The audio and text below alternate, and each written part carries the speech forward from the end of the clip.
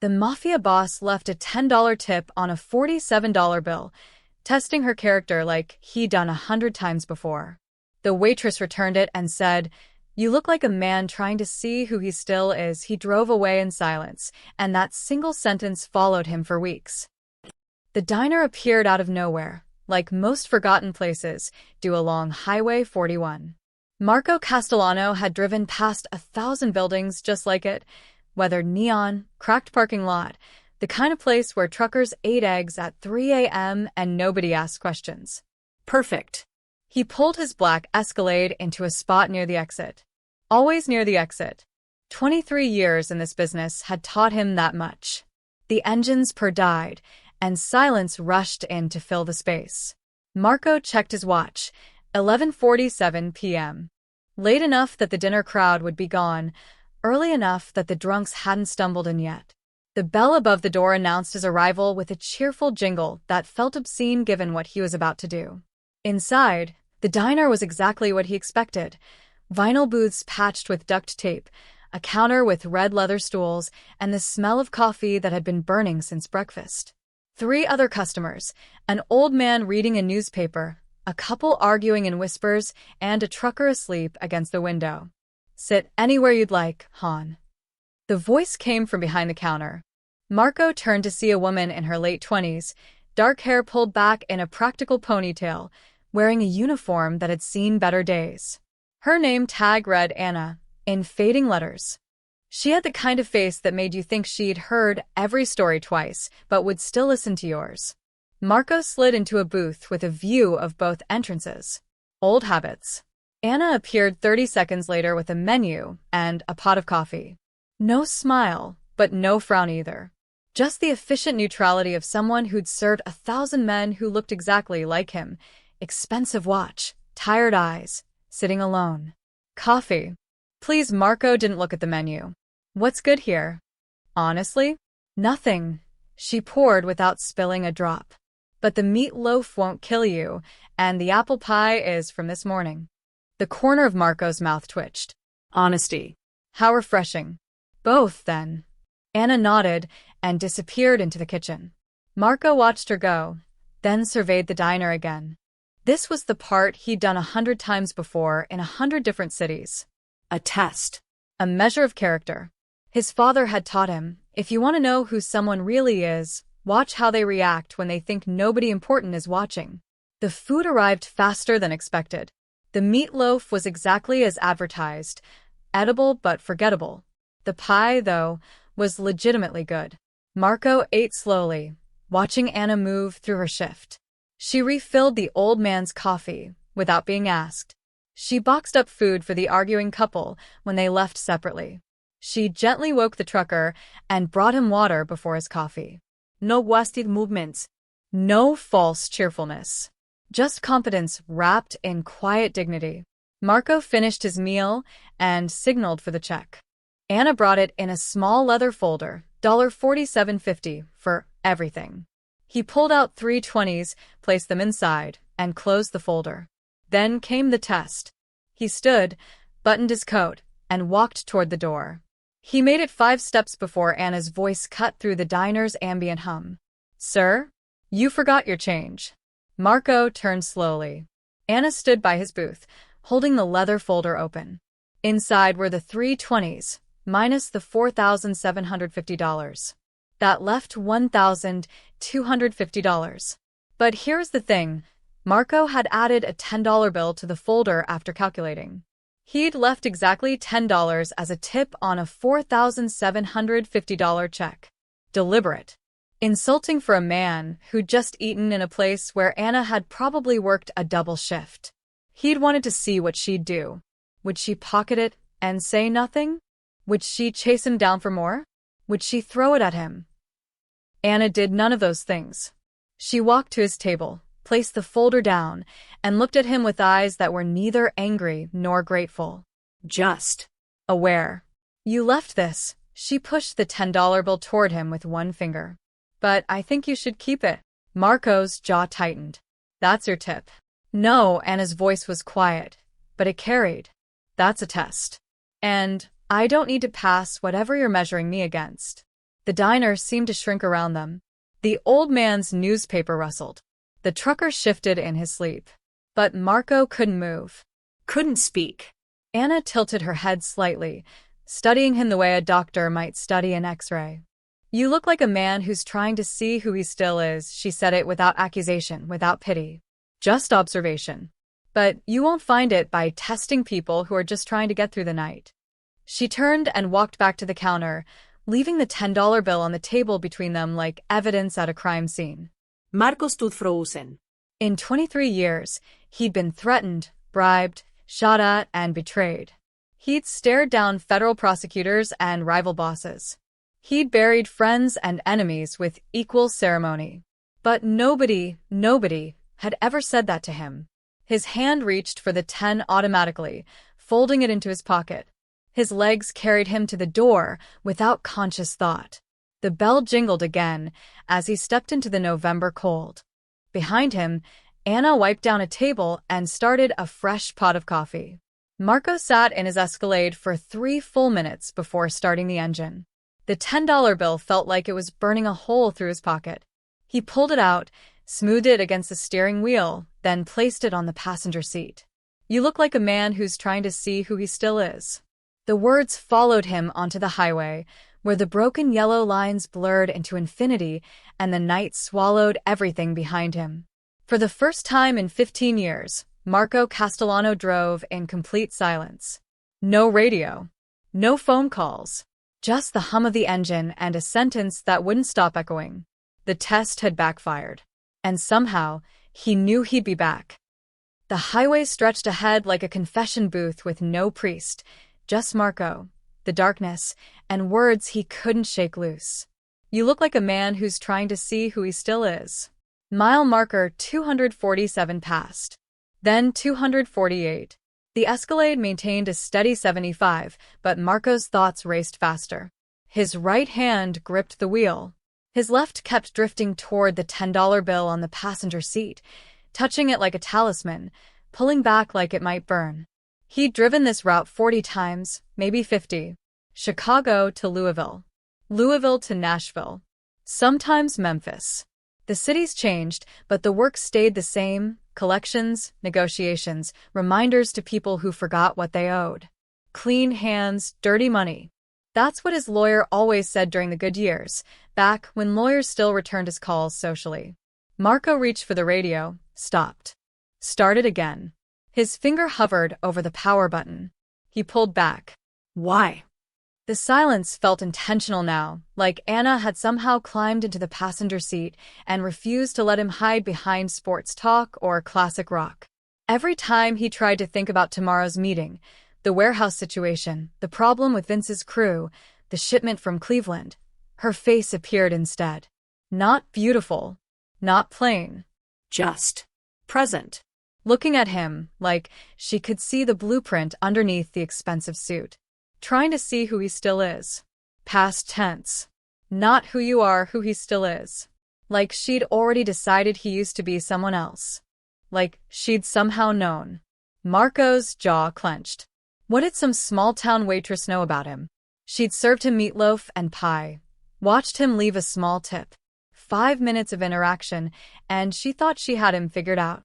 Except she'd been right about the test. Mile marker 251.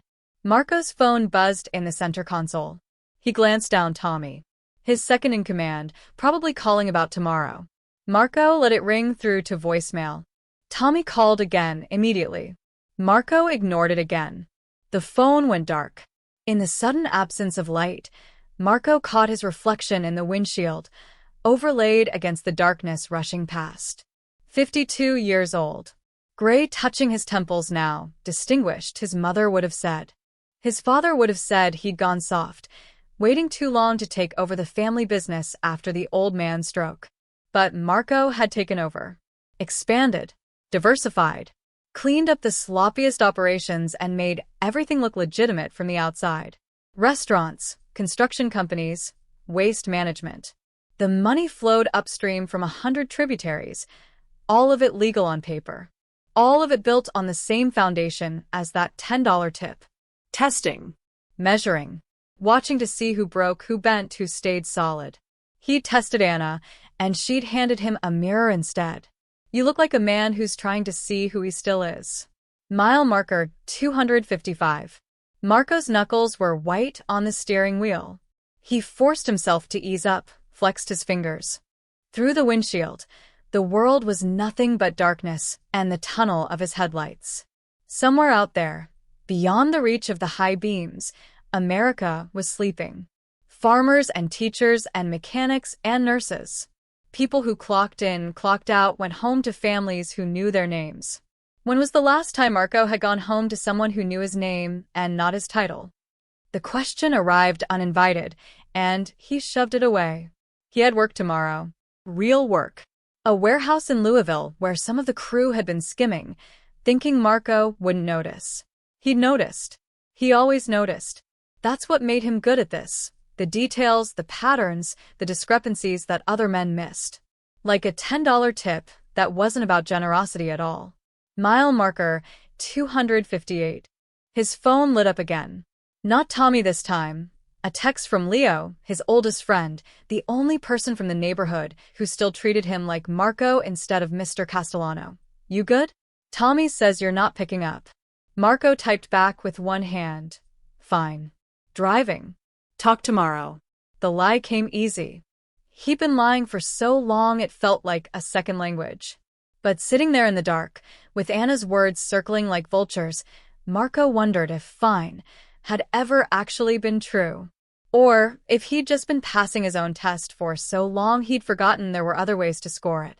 Mile marker 260. The $10 bill caught a sliver of light from a passing truck. Andrew Jackson's face stared up at the ceiling, frozen in that stern presidential glare.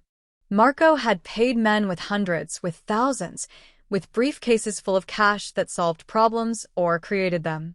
But this $10, this single bill he'd meant as an insult, had somehow become the most expensive thing he'd ever spent. He didn't turn on the radio. The silence followed him all the way to Louisville. The warehouse smelled like motor oil and broken promises. Marco arrived at 9 a.m. sharp, which meant he'd been awake since 5, showered, suited, and armored against the world before most of Louisville had finished their first coffee. The Escalade rolled past rusted shipping containers and a fence that pretended to keep people out but really just kept secrets in. Tommy was already waiting by the loading dock, clipboard in hand, looking like every middle management enforcer Marco had ever employed, thick neck, expensive watch, eyes that calculated odds faster than they registered empathy. Boss, Tommy's greeting came with a nod. Everything's set. Vince is inside with the crew. Marco stepped out into the cool morning air. November in Kentucky felt different than November in Chicago. Less wind, more dampness, like the cold soaked into your bones instead of slapping your face. He buttoned his coat and walked toward the warehouse entrance. Inside, 3 men stood around a folding table covered in ledgers and cash bundles. Vince, 40-something, balding, loyal since the early days. Ray, younger, hungry, the kind who'd cut corners if you didn't watch him. And Polly, muscle with a surprisingly good head for numbers. Gentlemen, Marco's voice cut through their conversation. All 3 straightened immediately. Mr. Castellano, Vince gestured to the table.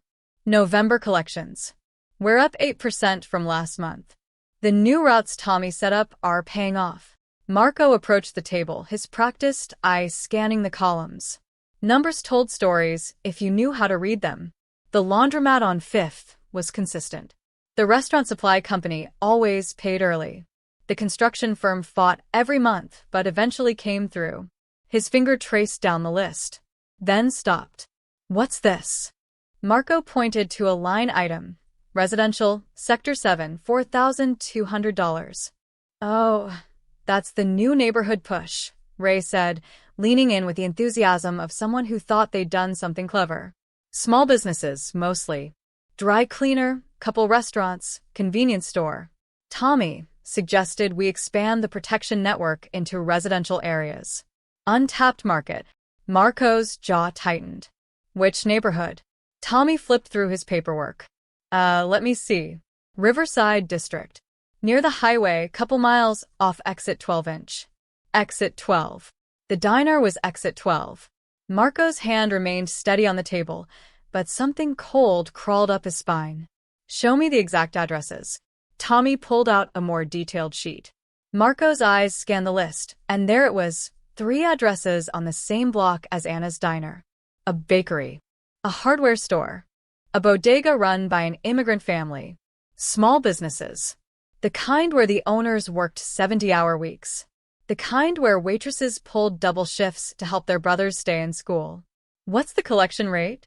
Marco heard himself ask. Solid, Ray answered. Couple of them needed convincing at first, but... What kind of convincing? The room went quiet. Vince glanced at Tommy. Tommy studied his clipboard. Nothing major, Ray said carefully. Broken window at the hardware store.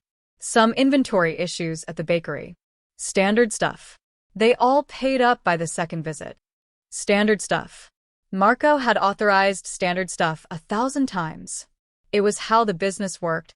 You offered protection, and if they refused, you showed them why they needed it. Economics 101, Street Edition. But now he was seeing Anna's face. Watching her refill coffee for the old man. Box up food for strangers.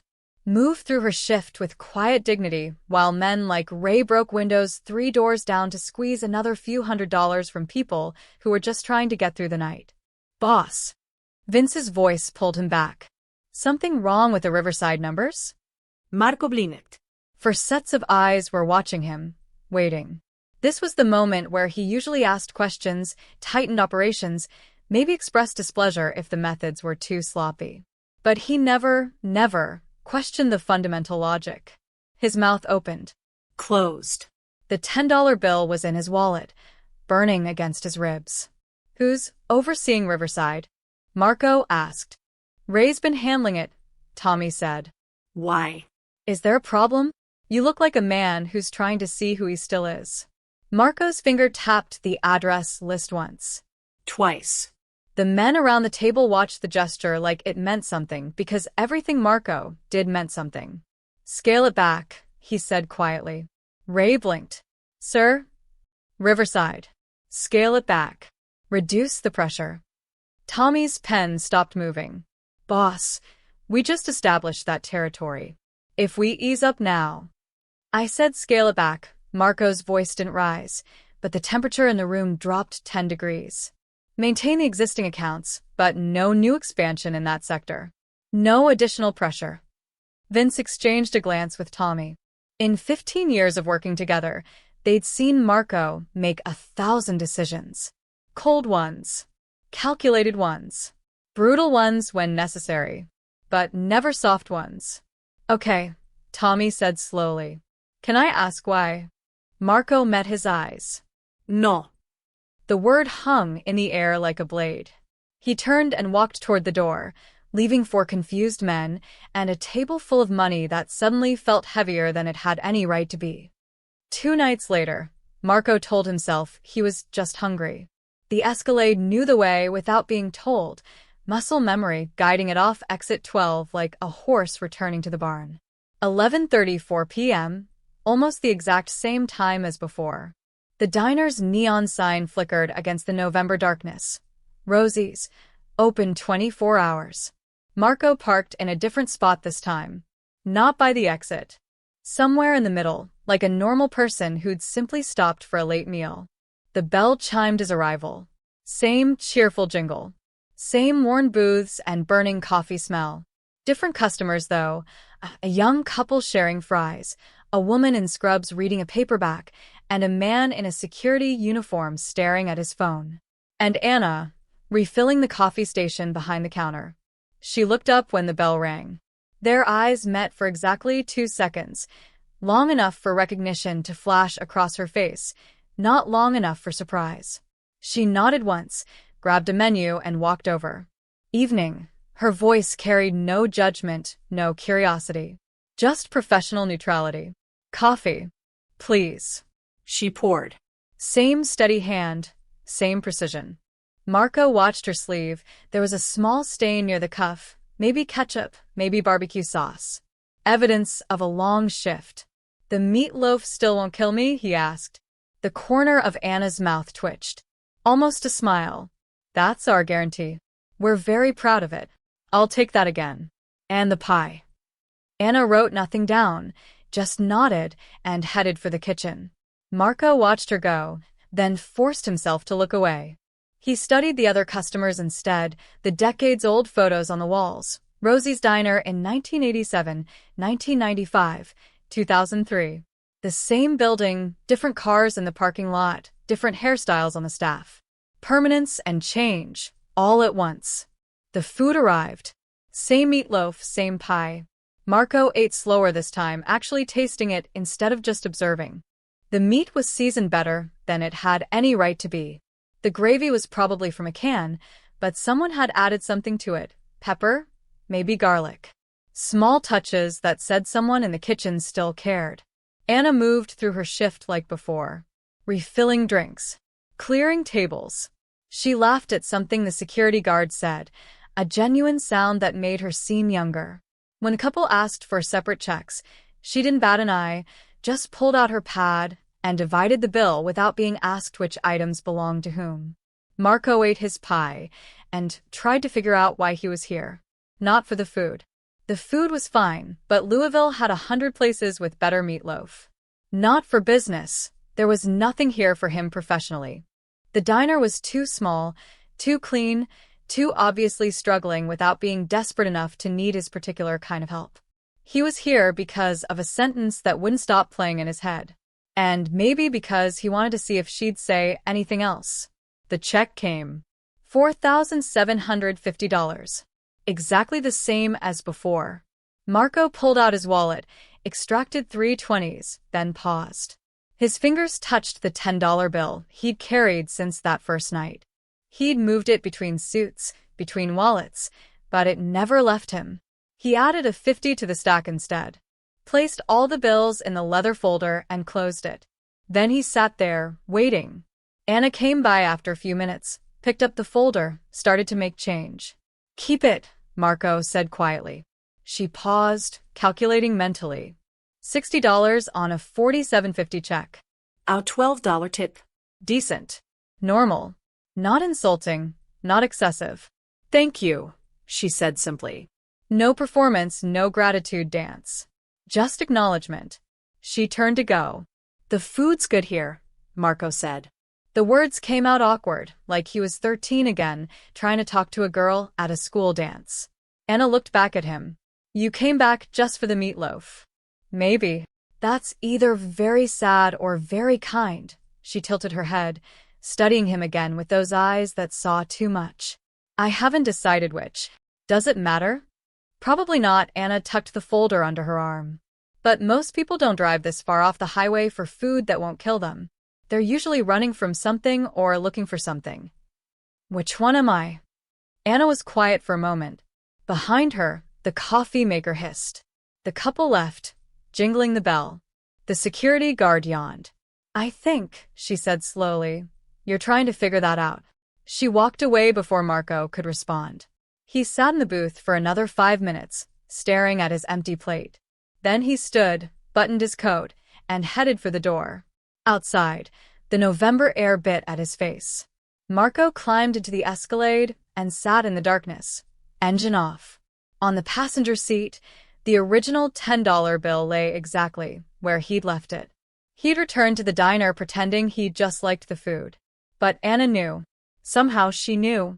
And instead of calling him on it, she'd simply let him sit with the truth until he was ready to admit it himself. Marco started the engine and drove away, wondering when, not if, but when, he'd come back again. Marco hadn't planned to wait in the parking lot.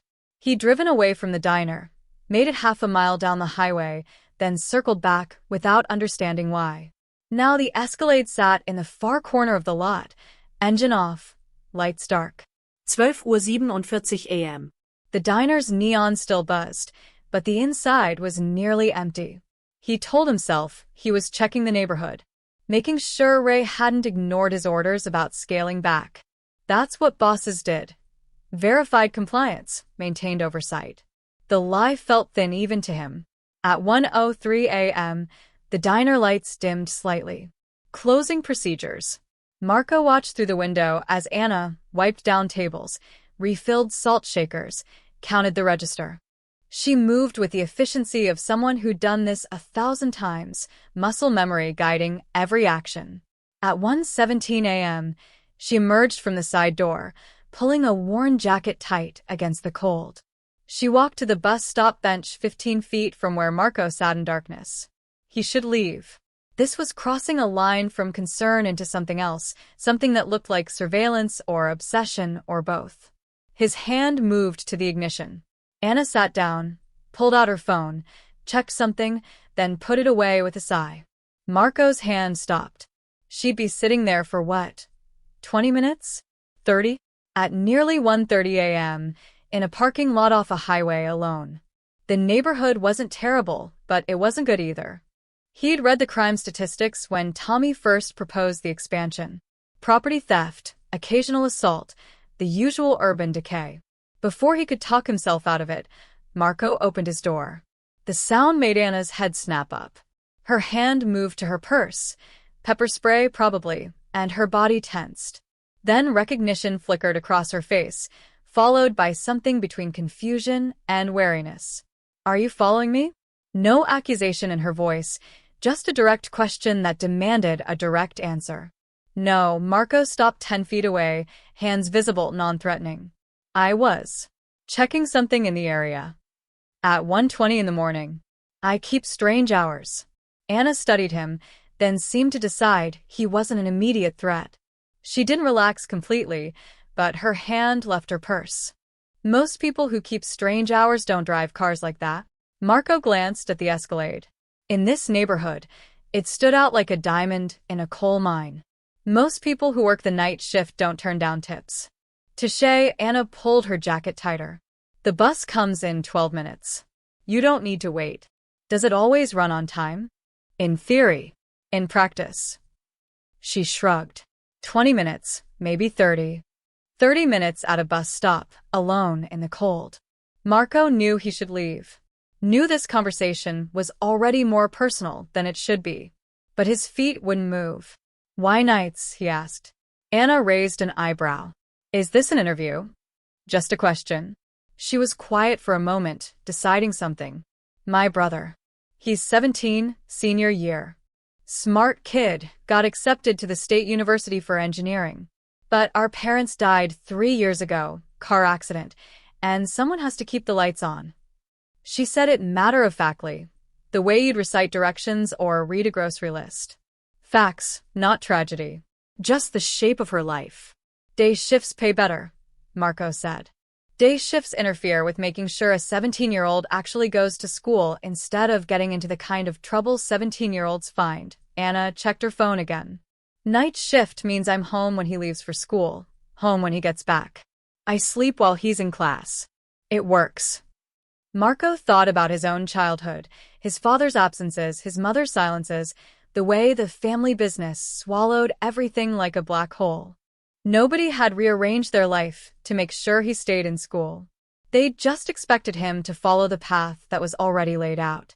"That's a lot to carry," he said quietly. Anna looked at him, then really looked the way she had in the diner. "Everyone's carrying something. The question is whether you're carrying it somewhere or just carrying it." Before Marco could respond, headlights appeared down the street. The bus, early for once.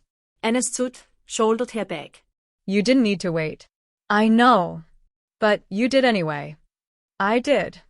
She studied him one more time, and Marco felt that same sensation from the diner, being seen, being measured, being understood in ways that made him deeply uncomfortable. "Good night, mysterious stranger who likes mediocre meatloaf," Anna said. "Good night, Anna." Her eyes widened slightly. She'd never told him her name, he realized. It had only been on the name tag. The fact that he'd remembered it, used it, changed something in the air between them. The bus doors opened with a hydraulic hiss. "My brother's name is Danny," Anna said suddenly, one foot on the step. "He wants to build bridges. Literal ones, the kind that connect places."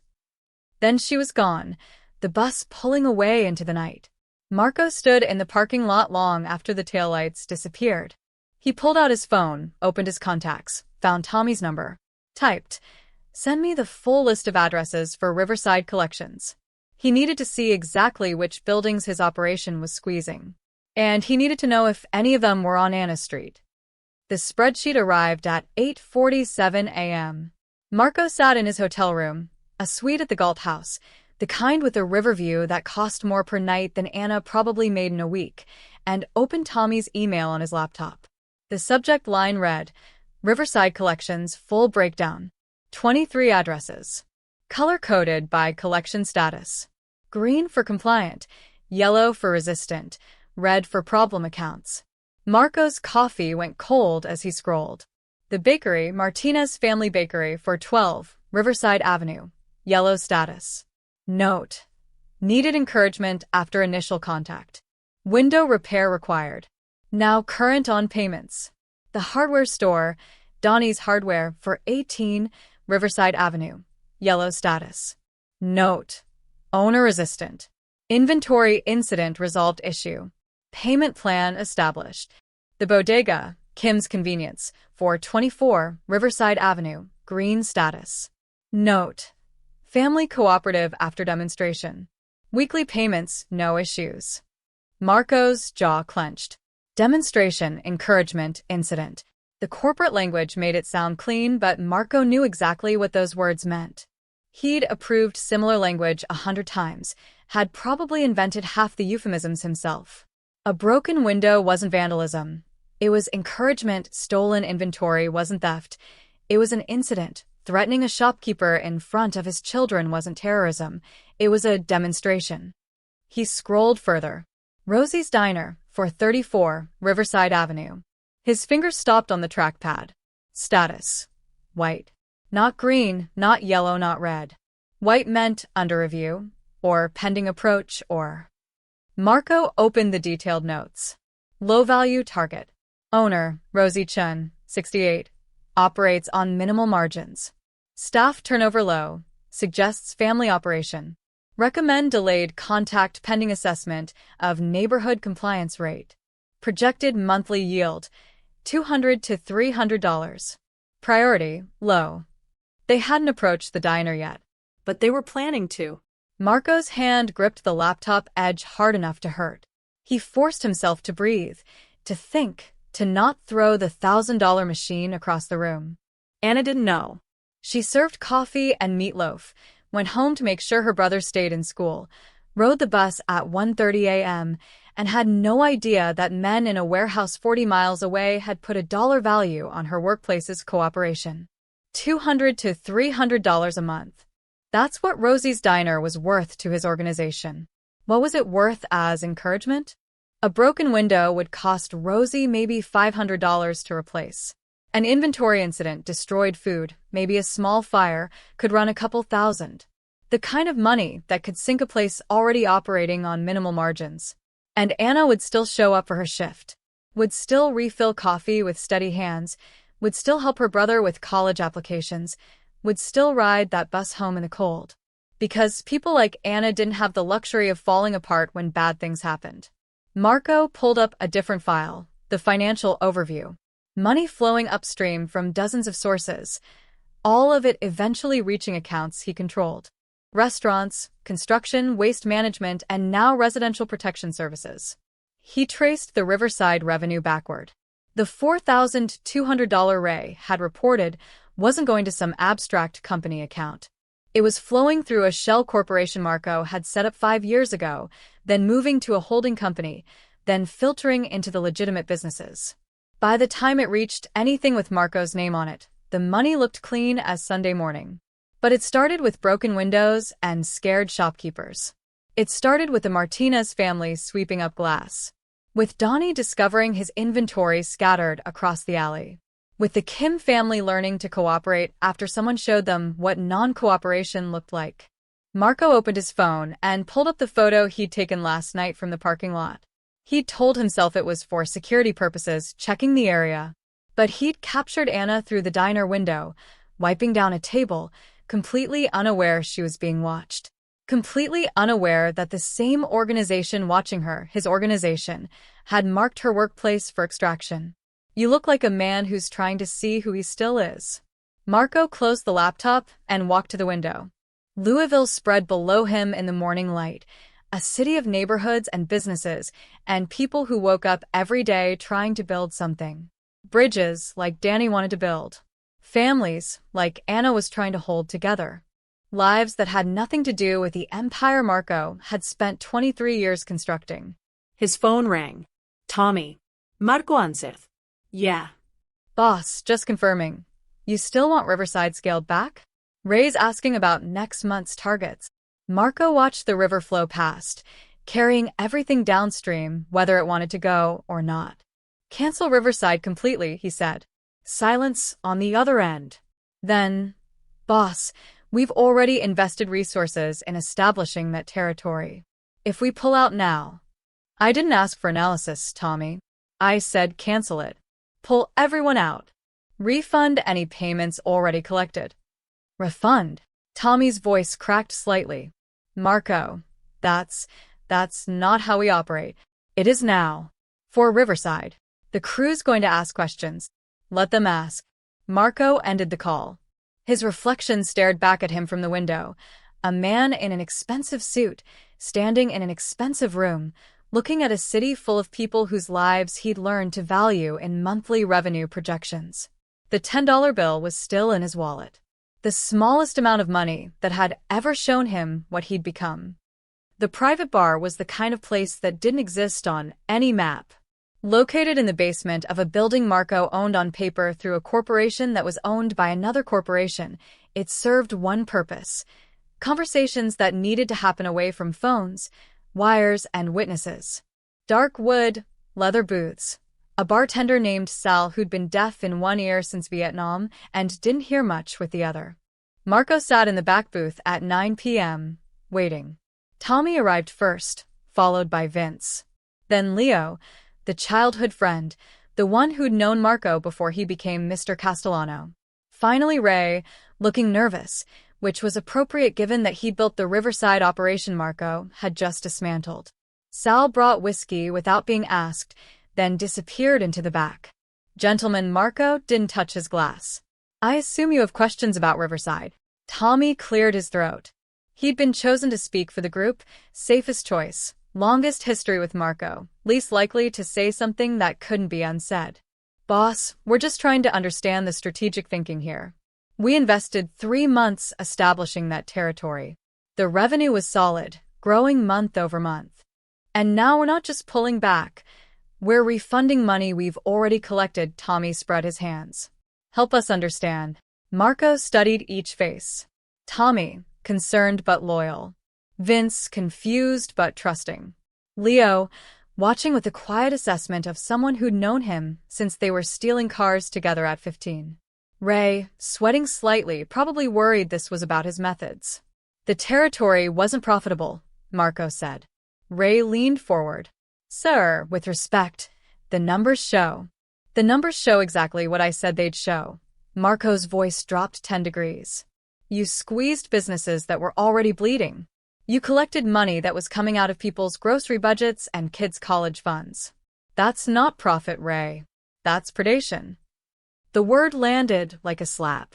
Boss, Vince said carefully, that's what we've always done. Not just Riverside. Everywhere. The waste management contracts, the construction bids, the restaurant supplier negotiations. It's all the same model. I know what it is, Vince. Then why is Riverside different? The question hung in the air. 4 men watched Marco, waiting for an answer that made sense in their world. An answer about market conditions or risk assessment or strategic repositioning. Marco could have lied. Should have lied.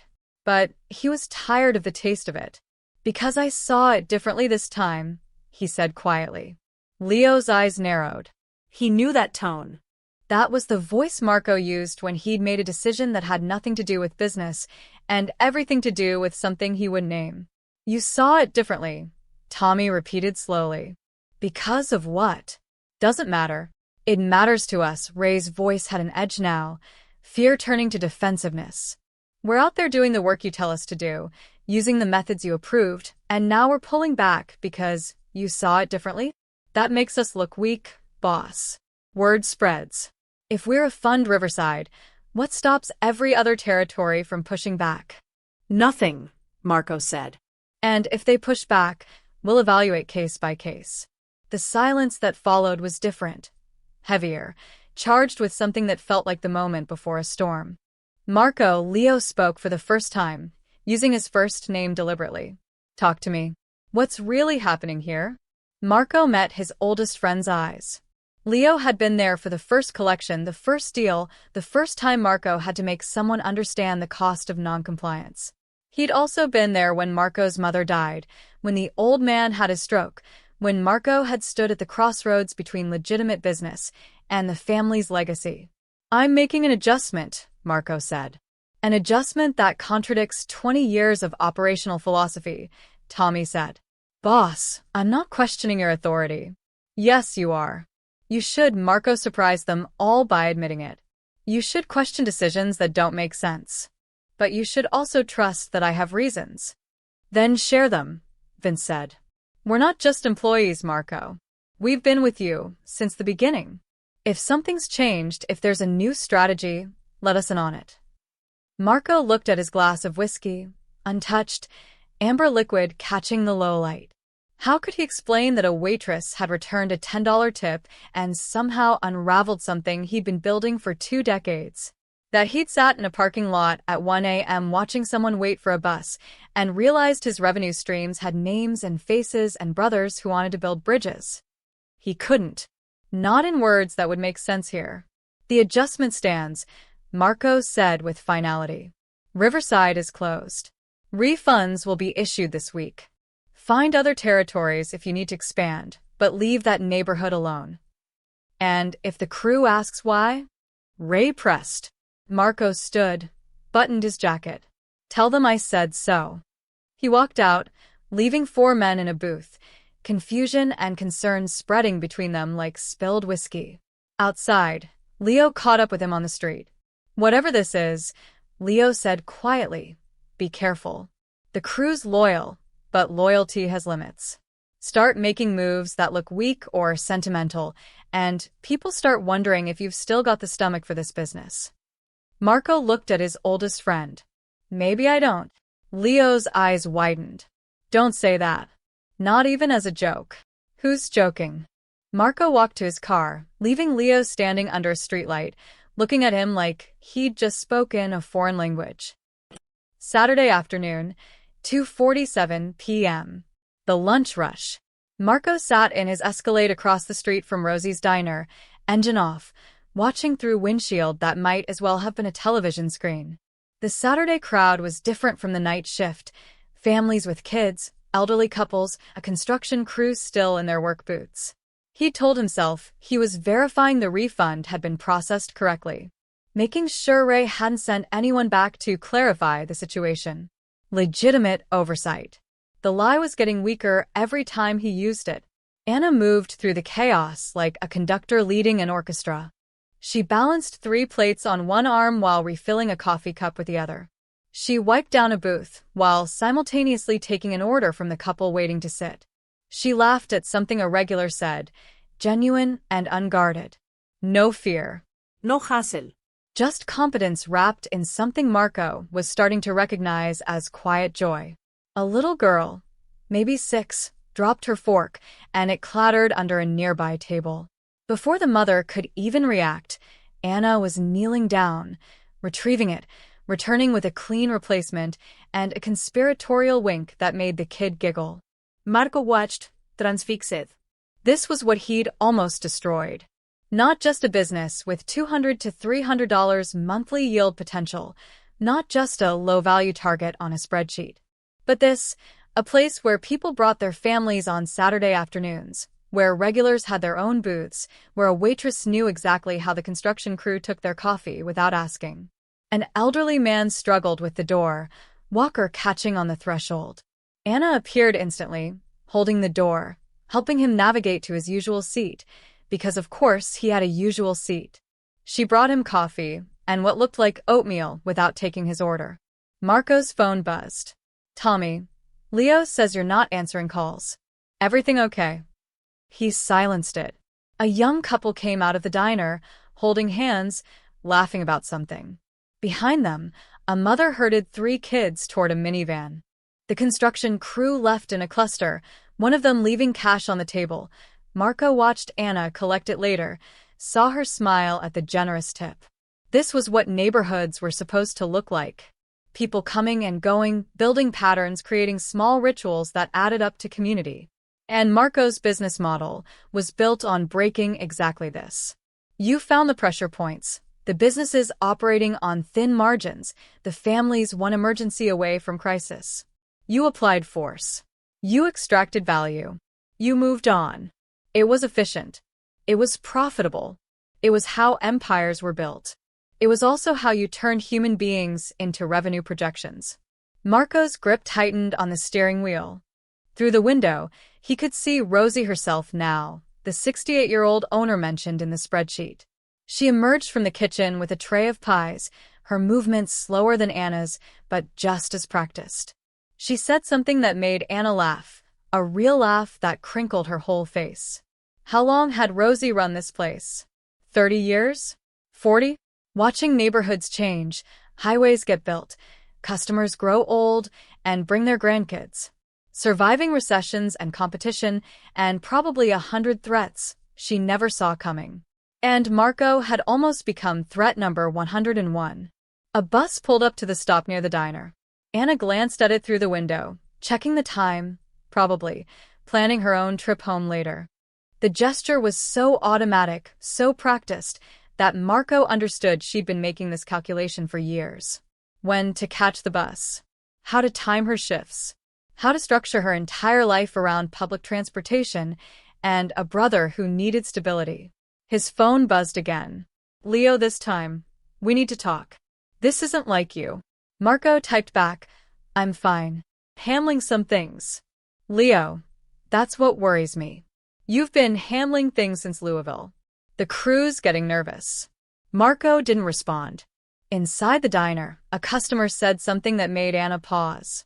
Marco couldn't hear the words, but he could read her body language, the slight stiffening, the professional smile that replaced the genuine one. The customer was being inappropriate. Nothing dramatic, probably just the casual boundary crossing that women in service jobs endured constantly. Anna handled it smoothly. Deflected with humor, created distance, moved on. But Marco saw the moment it cost her, the tiny exhale, the way she rolled her shoulders after, resetting herself. He wanted to walk in there. Wanted to have a conversation with whoever had just made her uncomfortable. Wanted to. Marco stopped the thought cold. This was the problem. He was starting to feel protective. Invested. Like Anna was somehow his responsibility, his concern, his to guard. But she wasn't. She was a waitress who'd returned a tip and said one sentence that had apparently rewired his entire moral compass. A waitress who had no idea that the man sitting across the street in a black Escalade had spent the last week dismantling part of his criminal enterprise because he couldn't stop thinking about her waiting for a bus in the cold. The lunch rush started to thin. Anna cleared tables, restocked napkins, did all the small tasks that filled the quiet moments. She never once looked toward the street. Never saw him watching. Marco started his engine. He'd been here too long, risked too much. This wasn't oversight. This was obsession. As he pulled away, his rearview mirror caught one last glimpse of the diner. Anna visible through the window, holding a coffee pot, smiling at someone Marco couldn't see. No fear. No knowledge that she'd changed anything. Just Anna getting through another shift. Carrying it somewhere, not just carrying it. The call came at 11:42 p.m. on Tuesday. Marco was in his Chicago apartment, the penthouse he rarely used, all glass and steel and expensive emptiness, when his phone lit up with Tommy's number. Nothing good happened at 11:42 p.m. What? We got a situation, Tommy's voice was tight. Ray went back to Riverside. Marco's entire body went rigid. Say that again. He took Polly with him. Hit the hardware store about an hour ago. Owner's in the hospital. Nothing life-threatening, but it's bad. Broken ribs, concussion. Ray says the guy mouthed off when they came to collect the refund, got physical. The phone creaked in Marco's grip. I shut down Riverside. Ray says you shut down new expansion. Says the existing accounts were still fair game for what they already owed. Says he was just finishing what? Where is he now? Headed to the bodega. Said he'd be done by midnight. Marco was moving before he made the decision, grabbing his keys, his coat. Call him. Tell him to stand down immediately. I tried. He's not picking up. Boss, I think. Tommy paused. I think he's trying to prove something. After the meeting at the bar, the way you handled Riverside, some of the crew think you're going soft. Ray's making a point. Marco was already in the elevator. Phone pressed to his ear. What point?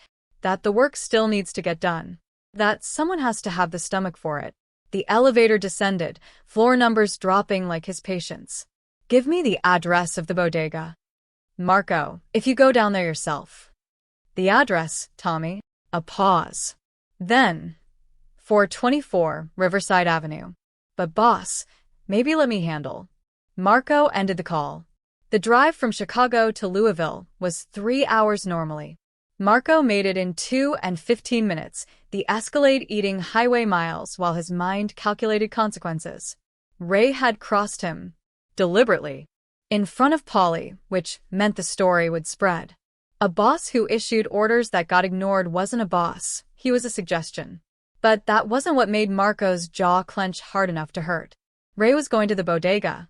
The Kim family. The cooperative, account that had learned compliance after demonstration. On Anna's Street. 3 blocks from where she was probably working right now, serving coffee and clearing tables, completely unaware that violence was coming to her neighborhood because Marco hadn't been clear enough, hadn't been forceful enough, hadn't stopped this when he should have. Marco called Tommy back. Is Anna working tonight? Silence.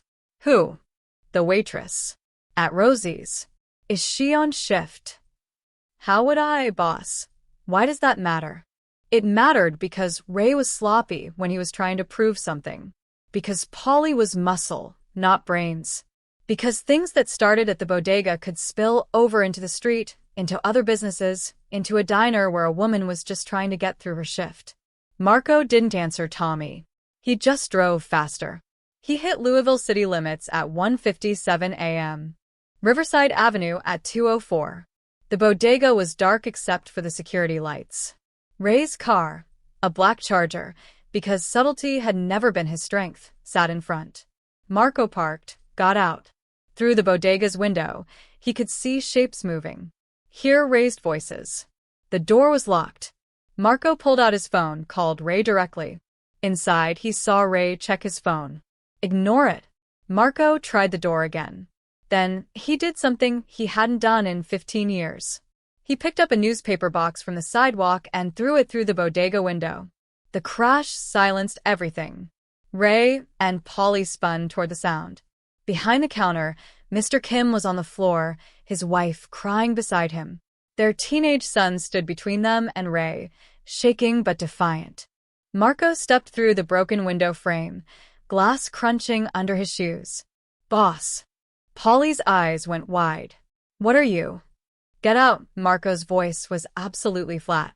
Ray recovered first, putting on a smile that didn't reach his eyes. Boss, perfect timing. We're just finishing up the Riverside collections you. I said get out. The smile died. These people owe us money. They've been playing games, and I'm just...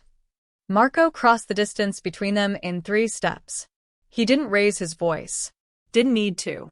I shut down Riverside. You went against a direct order. In front of witnesses, Marco gestured to Polly. You put your hands on people I explicitly told you to leave alone. And you did it thinking I wouldn't find out or wouldn't care. I was just trying to. You were trying to see if I'd gone soft, Marco leaned closer. Let me answer that question. I haven't gone soft, Ray. I've gotten very clear about what I will and won't tolerate. And what I won't tolerate is you in my organization anymore. Ray's face went pale. Boss, come on. We've worked together for... Polly. Marco didn't look away from Ray. Take him out of here. Drive him back to Chicago. Tell Tommy that Ray's done. Severance is 2 weeks, standard rate. After that, if I see him anywhere near my operations, we'll have a different kind of conversation. Polly grabbed Ray's arm. For a second, it looked like Ray might resist. Then he saw something in Marco's eyes, something that reminded him exactly who he was dealing with, and let himself be led away. The door closed. The bodega went quiet except for Mrs. Kim's quiet crying. Marco turned to the family. Mr. Kim was trying to stand, his son helping him. How much did they say you owed? Marco asked quietly. $600, Mr. Kim said, his accent thick. But we already pay. 3 weeks ago. We pay everything.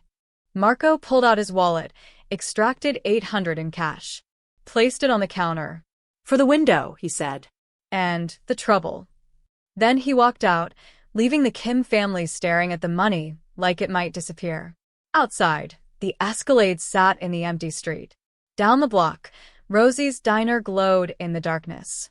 Marco could see Anna through the window, pouring coffee for a late-night customer.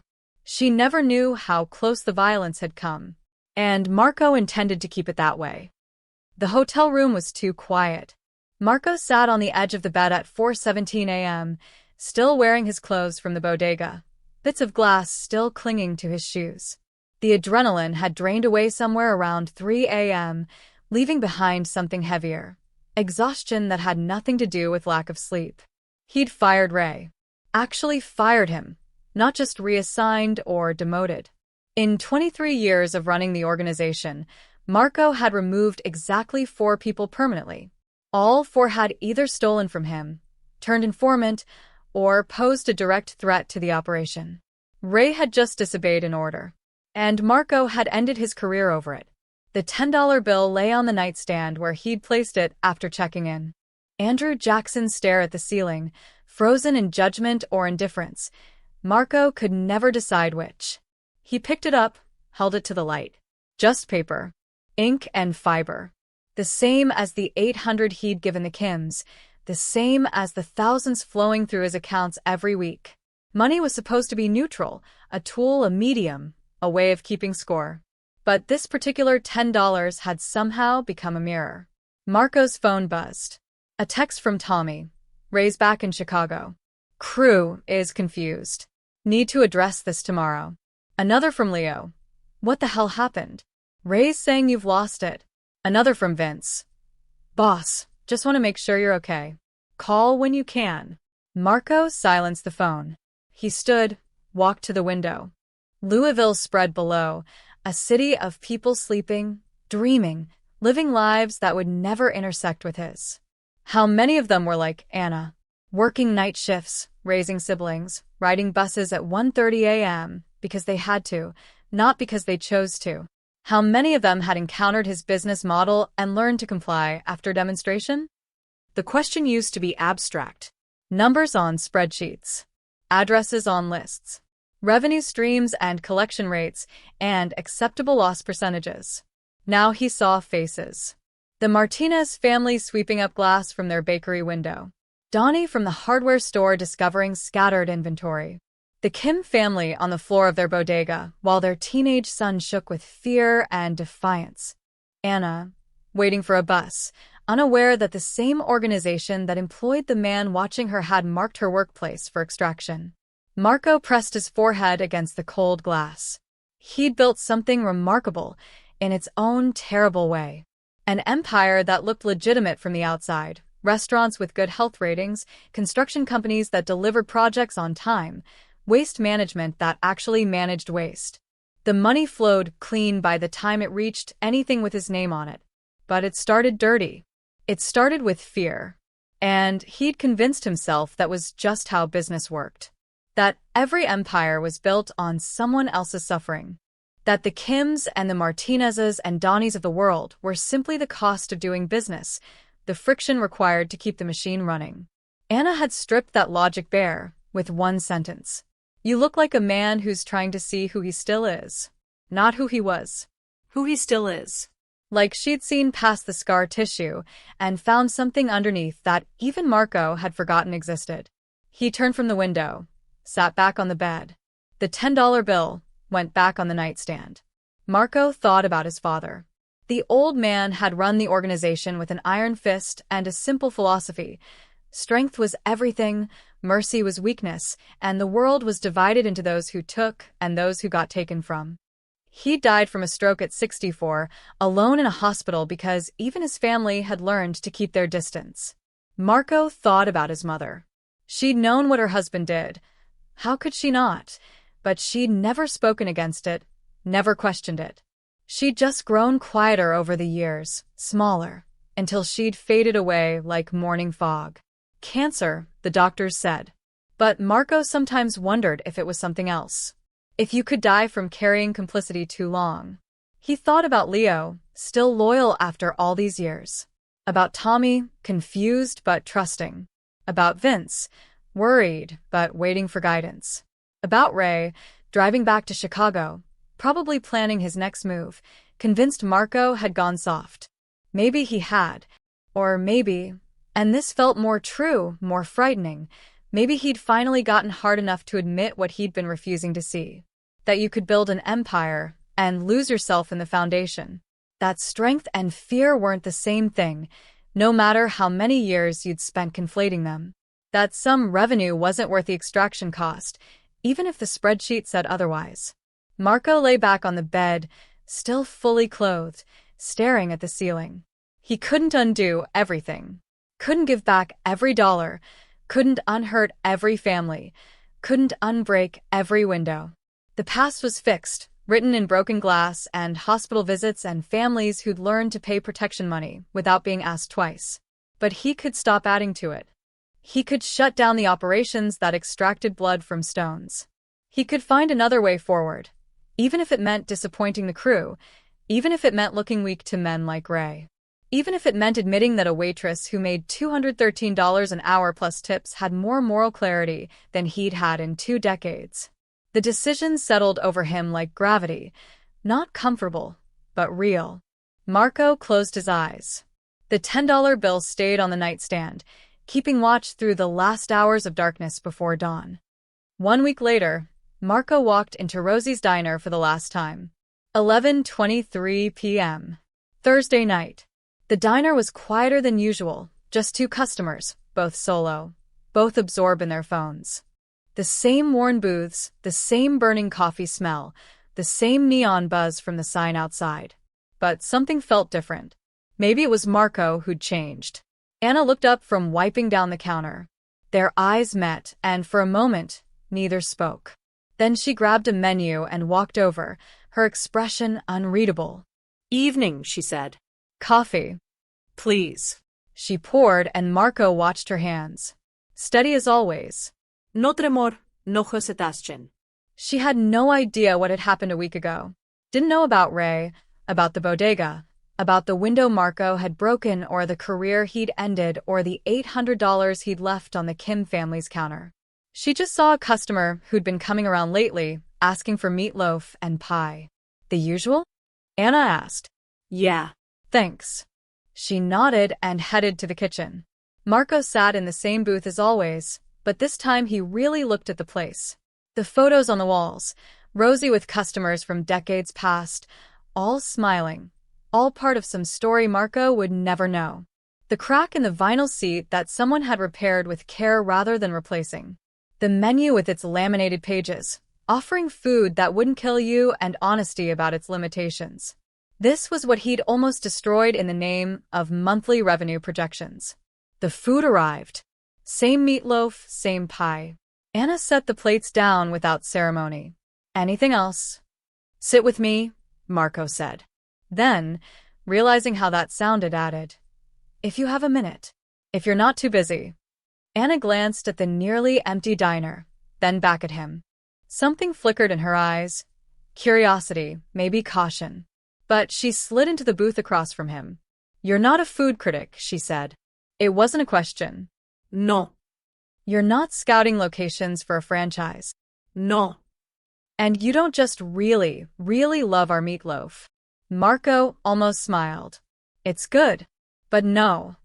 Anna leaned back, studying him with that same clear-eyed assessment that had stripped him bare on the first night. "So, what are you?" The question sat between them like a chess piece waiting to be moved. Marco could lie. Could give her some story about business travel, about liking quiet diners, about insomnia and highway drives. The lies would be easier, safer for both of them. But he was tired of the weight of lies. I'm someone who's been making bad choices for a long time, he said quietly. And you helped me see that. Anna's eyebrows rose. By returning a $10 tip. By seeing me when I wasn't used to being seen. She was quiet for a moment, processing. That's a lot of weight to put on one sentence. It was the right sentence at the right time. Marco looked down at his plate. Or maybe the wrong time. I haven't decided yet. Are you in trouble? Not the kind you're thinking. What kind then? Marco met her eyes. The kind where you realize the person you've become isn't the person you meant to be. And you have to decide whether to keep going or try something different. Anna absorbed this, her fingers tracing patterns on the table. And which did you choose? I'm trying different, he said it simply, like admitting the sky was blue. It's harder than I thought it would be. Different usually is Anna glanced toward the window, toward the street where she'd wait for her bus later. People get comfortable with their patterns, even the destructive ones. Changing requires believing something better is possible. Do you believe that? I have to, she said it with a matter-of-factness that made it more powerful than any passionate declaration. I've got a brother who wants to build bridges, remember? If I don't believe better is possible, what's he building them for? Marco nodded slowly. Danny. Engineering school. Literal bridges connecting places that used to be separated. He's lucky to have you, Marco said. He'd probably disagree when I'm nagging him about homework. Anna's smile was small but genuine. But yeah, we're lucky to have each other. The check came. Marco hadn't even seen her signal for it. $4,750. Exactly the same as every other time. Marco pulled out his wallet. This time, he didn't overthink it. He placed 5 20s in the leather folder and closed it. Anna raised an eyebrow when she returned with change. Keep it, Marco said. And I mean it this time. Not as a test. Just as thanks. For mediocre meatloaf. For honesty. Anna looked at him for a long moment, then nodded. Thank you. Marco stood, buttoned his coat. At the door, he paused and turned back. Anna? Yeah. Your brother's going to build great bridges. She tilted her head, confused by the certainty in his voice. How do you know? Because he's got someone who believes in him enough to work night shifts and ride buses at 1:30 a.m. That kind of foundation? Marco smiled, a real smile, not the professional mask he usually wore. That'll support anything. Anna blinked, something shifting in her expression. Take care of yourself, stranger. You too. The bell chimed as Marco stepped into the November night. He climbed into the Escalade, but before starting the engine, he pulled out his wallet one more time. The $10 bill was still there. He looked at it for a long moment, then carefully folded it and placed it in the glove compartment. Not to forget it, but to stop carrying it like a weight. Some things needed to be set down to be remembered properly. Marco started the engine and pulled onto the highway, heading north. In his rearview mirror, Rosie's diner grew smaller, its neon sign blinking against the darkness until it disappeared completely. He didn't look back again. 3 weeks later, Marco stood in a different city, making different choices. Detroit. A warehouse district that looked remarkably like the one in Louisville, which looked like the one in Chicago, which looked like every place Marco had ever conducted business. Same concrete, same shadows, same men with hard eyes waiting for instructions. But the instructions were different now. We're shutting down the residential protection network, Marco told the assembled crew.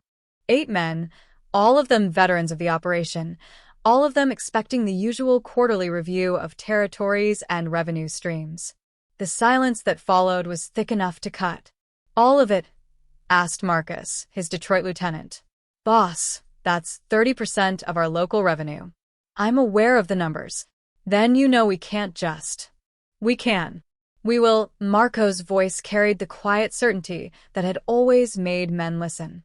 Effective immediately, all residential collections stop. Existing accounts get refunded for the current month. No exceptions. Marcus exchanged glances with the others. What do we tell the businesses? Tell them thank you for their participation, and they're released from their obligations. They're going to think it's a trick. Then show them it isn't. Return the money. Walk away. Don't come back. Another beat of silence.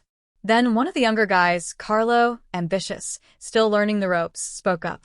Sir, what about competition? We pull out, someone else moves in. Then someone else moves in. But that's not. Carlo stopped, recalibrating. That's not how we operate. It's how we operate now. Marco looked at each face, reading the confusion, the concern, the calculations happening behind their eyes. I know this feels wrong. I know it contradicts everything I've taught you about territory and leverage and maintaining presence. But I'm telling you the model is changing. To what? Marcus asked carefully. To something that doesn't depend on breaking windows and scaring shopkeepers. Marco pulled out a folder, distributed packets to each man. These are legitimate business proposals. Construction contracts we can actually bid on competitively. Waste management routes that municipalities are putting out for tender. Restaurant supplier negotiations that don't involve coercion. The men flipped through the packets, their expressions ranging from skeptical to openly doubtful. The margins are thinner, Carlo observed. They are. It'll take longer to build revenue. It will. Some of the crew isn't going to like this, Marcus said bluntly. They're going to think you've lost your edge. Marco almost laughed. Ray had said the same thing, right before Marco fired him. Word had spread through the organization. The boss had gone soft, had developed a conscience, had lost the stomach for the real work. Let them think it. Anyone who can adapt to the new model is free to leave, Marco said. Standard severance, no hard feelings, clean break. But if they stay, they follow the new playbook. No exceptions. Marcus studied him with a sharp assessment of someone who'd survived in this business by reading people correctly. This is about more than profit strategy, isn't it? Yes. Are you going to tell us what?